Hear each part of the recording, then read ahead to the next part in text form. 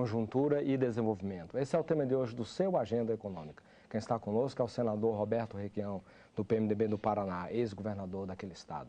Participa dessa entrevista o jornalista Davi Emerick. Senador, vamos falar um pouquinho da questão da governabilidade na Europa, porque a Europa, com o desajuste das contas públicas, teve que adotar algumas medidas duras de corte de benefícios de modo geral, aumento de limite de idade para aposentadoria, de tempo de contribuição, demissões no setor público. Como é que fica a questão da governabilidade? A partir do momento em que os banqueiros tomaram conta da economia. Então, todos os erros da economia, o subprime americano, os empréstimos gananciosos, a Grécia, que todo mundo sabia que ia ter dificuldade para receber, mas os juros eram maravilhosos, as agências de rating mentindo sobre a solvabilidade dos países, tudo isso agora é jogado no lombo do povo. É a visão da direitona que está governando a Europa. A Europa não tem governo, mas está na mão dos banqueiros. É o fascismo do capitalismo bancário, capitalismo financeiro. Então, não houve necessidade disso. Essa é, como disse a Cristina Kirchner na sua posse, a necessidade do capital no seu projeto de dominação do mundo. Não tem cabimento esses cortes todos. Quer dizer, Mas você falava agora há pouco, me perguntava, se você fosse presidente da República, o que você faria? Aumento de salário. Nós vamos ter um aumento de salário agora, com essa medida que a Dilma tomou, a partir do ano que vem, mas eu acho pouco. O salário tem que aumentar. A compreensão do salário acaba com o mercado interno. A desvinculação da produtividade, ou seja, do ganho das empresas, do ganho do capital, da ciranda financeira, do salário, é que provocou a crise americana. Os Estados Unidos, a partir de Bretton Woods, passou a ter a moeda de troca do mundo inteiro. Mas com uma condicionante. Se lembra disso? Qual era a condicionante? Para cada dólar emitido tem que ter uma reserva em ouro. Lastro. Uma coisa meio medieval, a reserva em ouro. Mas isso acabou nos governos do Reagan, do Nixon, e eles passaram a imprimir papel e espalhar pelo mundo inteiro. E acabou a preocupação com o planejamento, com a pesquisa tecnológica. Compare a indústria automobilística americana com a japonesa. Há 30 anos atrás, a indústria japonesa era terrível, ninguém queria saber de um carro fabricado no Japão. Os japoneses tentaram vender o Jeep nos Estados Unidos, não conseguiram. Eles refluíram, investiram em tecnologia, em planejamento, e os americanos começaram o jogo da financiarização da economia. Ao invés de planejamento, lucro nas bolsas, na jogatina, prêmios para os executivos, congelamento de salário, ganhos fantásticos, acumulação de capital, eles iam dominar o mundo. E de repente acabou o mercado interno. O congelamento salarial fez com que a população americana não pudesse pagar os seus financiamentos mais. O financiamento da casa, que a crise começa no setor imobiliário, como começou de 27 e 29 na Flórida. Depois não conseguiam pagar mais o automóvel, o ensino público. Não existia para o terceiro grau. O ensino público americano não é do terceiro grau. E aconteceu o terrível. Famílias de pessoas formadas, médicos, engenheiros, advogados, químicos, botânicos, não podiam mais pagar o ensino dos seus filhos. Daí desmonta com um castelo de cartas esse processo todo. Então, o Brasil tem que cuidar disso, segurar a desvalorização do dólar, brigar pelo mercado interno, tem que ter protecionismo sim, todos os países se protegem. A França subsidia os seus agricultores, o Japão subsidia os seus produtores de arroz. E nós ficamos com essa conversa liberal que você vê insistentemente no plenário do Congresso Nacional, nos jornalões e tudo mais. Daí se reúne a Maria da Conceição Tavares, o Beluso, um grupo de economistas, o Carlos Lessa, o Darcy Costa no Rio de Janeiro, e produzem o Consenso do Rio. Um aconselhamento de medidas que devem ser tomadas para a retomada do crescimento do Brasil, suportado no Mercosul. Você viu alguma nota no jornal brasileiro sobre isso? E não foi feito por um grupo de amadores, foram os melhores economistas do país. O Parlasul se reúne no Uruguai e não tem uma nota num jornal uruguaio nem brasileiro. Eles não querem dar espaço para o crescimento desta política de união do mercado do Sul. Sistema financeiro. Sistema financeiro que domina a imprensa. Quem é que manda nos jornalões do Brasil? Manda na Europa e manda no... Manda em tudo. Por isso, lei de médios, de uma vez por todas. Como fez a Argentina. Uma censura, é abrir espaço para o debate das opiniões, da economia. Então, nós temos uma dominação absoluta. No meu estado agora, Davi, só tem um jornal. O jornal do Paulo Pimentel foi vendido para o grupo RPC. Então, Curitiba, que é a capital, tem um jornal só, tem um grupo só comandando televisão e tudo. 90% da audiência. Tem cabimento uma coisa dessa? E eu governei massacrado por essa gente 8 anos. Os meus 2 últimos mandatos. E o senhor não adotou nenhuma lei Christian? A lei que eu adotei foi a seguinte: eu tirei a verba de comunicação do orçamento para não me chantagearem mais. E investi aquela fortuna. O Lerner gastou o equivalente ao que me antecedeu a 2,5 bilhões em 8 anos. Eu não gastei nada. Senador, voltando um pouco à Europa, a criação do euro, o senhor acha que foi um erro? A Inglaterra não entrou nisso? Não, absolutamente não. Não foi euro, não. Não foi erro, não. Não foi erro. Eu acho interessante. Mesmo sem a... Mas sem o euro quebrou porque quebrou os Estados Unidos, porque os empréstimos não podem ser pagos, porque os juros eram absurdos. Mas e aqui no Brasil? Nós estamos muito fortes. Nós estamos com o maior juro do planeta Terra. Agora está 11, né? Tira quanto de inflação aí? 4? 6. 6. Então vamos lá, fica... Então estamos com 5 de juro real. O segundo maior do mundo é 1. Isso nos financiamentos bons. De 40 países que eu li outro dia numa tabelinha aí, 31 tem juro negativo. Ah, sim, consumidor. Consumidor e empresas também. Tem empresa pagando 40%. Outro dia eu fui ao Banco do Brasil aqui no Senado e me pagaram aquelas maracutaias do Senado, dos parlamentares, aí eu tinha 54 mil reais. O gerente perguntou: você não quer aplicar esses 54 mil reais? Eu disse: quero. Quanto é que isso vai me dar por mês? Ele fez um cálculo, não, vai te dar mais ou menos, aí, descontando imposto de renda, 348 reais. Se eu quiser emprestar 54 mil, não, daí você vai pagar 6 mil por mês.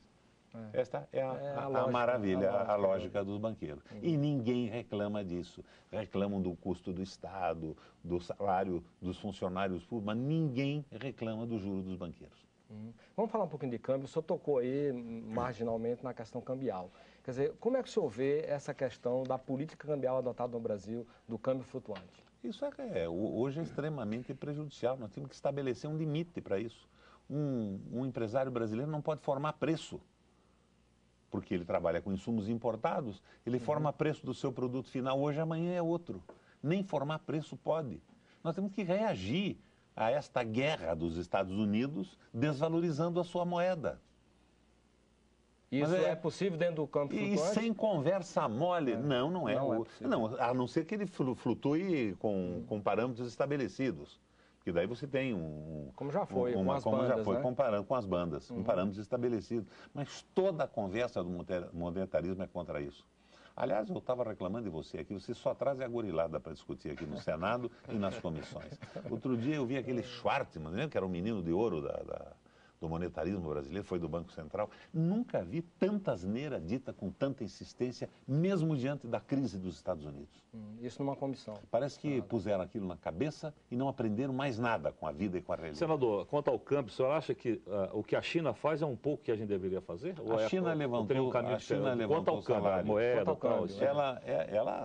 a moeda ela deu uma valorizadazinha na moeda. É pequena. Você acha que o caminho é um pouco mas ela aumentou o salário interno também. A China é outra coisa, né? É outro mundo. A China é oficialmente 1 bilhão e 300 milhões de habitantes. Extraoficialmente 1 bilhão e 500 milhões. Só o fato deles comerem. Eles estão querendo agora trazer o maior banco deles aqui para o Brasil. Mas, inclusive, eu conversei antes de ontem com o encarregado de negócio da China, disse que o Copom está para resolver se pode entrar ou não. Mas o que eu disse para ele, olha, eu até acho que depois que o país derrubar esse juro, aí nós podemos deixar entrar todo mundo. Mas, na verdade, acaba não sendo um banco de investimento, é um banco de captação. Chega de captação, né? Mas é uma coisa que o Copom tem que resolver e eu acho que com a queda dos juros até é possível. Senador, nós falamos também um pouquinho, passando, a questão da desindustrialização no Brasil. Um pouquinho antes de sair do Ministério, o penúltimo ministro aí deixou, o Miguel Jorge, né? Inclusive um relatório acusando que o Brasil já estava vivendo um processo de desindustrialização. Eu não subscrevo esse relatório. Não há desindustrialização. Não há. Há uma paralisação do crescimento industrial em relação às commodities. Nós teríamos entrado pelo cano se não fosse a demanda chinesa por commodities. E as commodities, não houve aumento da produtividade na geração de commodities agrícolas ou minerais. Houve aumento de preço. E é isso que puxou o crescimento nacional. Mas a industrialização não foi estimulada. Ela foi que possibilitou a Bolsa Família, o aumento do salário mínimo e tudo isso, mas nós estamos num caminho errado, nós não prestamos muita atenção a esse problema. E sem indústria e consumo interno, país nenhum vai sobreviver, com crise ou sem crise. É esse o problema brasileiro hoje. Senador, o senador Armando Monteiro, ele foi à tribuna pedir recentemente, pedir para que se acabe com a guerra dos portos que concedem benefícios tributários para produtos industrializados, num setor que, segundo ele, o déficit da balança comercial nessa área chega a 94 bilhões. Bate um pouco esse setor. Qual é o setor que ele fala? De industrializados. Ele diz que há uma guerra entre os portos e os estados brasileiros. O senhor veio do estado que tem um porto importante. Mas não é guerra entre os portos, me perdoa. Porto não aumenta nem diminui tributação. Ele tá a guerra fiscal do governo. Guerra fiscal, quer dizer, favorecendo importações. Claro. Eu no Paraná tive que reduzir. Ele apelidou esse guerra dos portos. Tive que reduzir no Paraná os impostos de importação, porque Santa Catarina tinha baixado brutalmente. Agora, totalmente contra a minha visão da necessidade absoluta de industrialização do Brasil. Tem que acabar isso, sim. O senhor concorda com essa Mas de forma completa, absoluta. Tem que acabar com essa história. Porque os interesses que se beneficiam da guerra são os interesses das grandes empresas, das multinacionais, e parece que eles estão mandando no Brasil ainda. Estou fechado com o Armando nesse negócio. Vamos causar algum impacto a alguns estados que estão vivendo dessa forma? O governo federal que faça uma política compensatória em relação a isso, mas que defenda o interesse do país. O que adianta você industrializar de uma forma artificial? Porque não é nem industrialização, né? Você me perdoa. É montagem, é maquia. Um determinado estado, uma determinada região, e tendo como preço a desindustrialização do país. É uma tolice. Senador, alguns analistas acham que a indústria brasileira vive sofrendo hoje um processo de concorrência desleal, principalmente por parte dos chineses, não só no mercado interno brasileiro, como também no mercado internacional. O senhor acha, como é que o senhor vê essa questão da defesa comercial do Brasil? O Brasil está negligenciando a sua defesa comercial? Como é que o senhor vê? Está sem defesa comercial. Nós estamos sustentando o processo inflacionário com importação de produtos baratos de países que têm excedentes. É uma política do Estado errada. Não é a empresa não está tendo competitividade. Nós temos que investir na empresa, é que eu disse a você, tratado das manufaturas, investir em inovação, financiar iniciativas. Ao invés desse financiamento ao consumo, deviam financiar a produção, financiar a inovação tecnológica, financiar a estrutura produtiva do país e não financiar o consumidor que fica com essa ilusão de que está vivendo um período maravilhoso. Você veja o que se vende de carro no Brasil. A quantidade é simplesmente brutal, automóveis, motocicletas. E isso tudo vai explodir. Salário congelado, endividamento progressivo. O senhor defende que aumento no imposto de importação, por exemplo? Claro, o Brasil tem que se defender. Aumento de imposto de importação, barreiras alfandegárias, o que o mundo faz. Essa conversa de liberalismo econômico é no lombo do país. E é evidente que em períodos eleitorais os governos utilizam isso para dar ao povo a sensação do progresso econômico. Qual vai ser o tamanho do tombo se isso continuar? Senador, você não pode viver de um ciclo como o ciclo da madeira, o ciclo do pau-brasil, o ciclo do café, o ciclo do mate no Paraná. Isso acaba da noite para o dia. E quando acaba, a economia desaba. Nós temos que industrializar o país. Por isso eu digo a você que o príncipe da Avenida Paulista, o pessoal aí do PT, esse mercadante é antipático, é um ministro porreta. E quando disseram Mercadante, vai para a educação agora, que não vá para a educação, Mercadante, fica aí fazendo o bom trabalho que está fazendo. Olha outra coisa interessante, as 100 mil bolsas de estudos no exterior, o mundo fez isso, o Japão fez isso. A Índia fez isso. Nós não podemos melhorar de forma radical, como gostaríamos, o nosso ensino da noite para o dia. Vamos aproveitar o ensino do mundo. Daí diz, não, mas o pessoal sai e não volta mais, agora volta. Porque agora o problema nosso é o contrário, não está saindo brasileiro. Os que saíram estão voltando e os estrangeiros estão tentando entrar com títulos universitários. Senador, então, é uma belíssima medida da presidência. É um tema que o senhor gosta, o senhor pega fogo quando se cita essa questão do pagamento de juros. As despesas do governo com juros registraram 197,7 bilhões no período de janeiro a outubro deste ano, equivalentes a 5,9% do PIB, contra 5,23% do PIB registrado no mesmo período de 2010. Na opinião do senhor, por que o governo paga valores tão elevados em juros? Quais as consequências?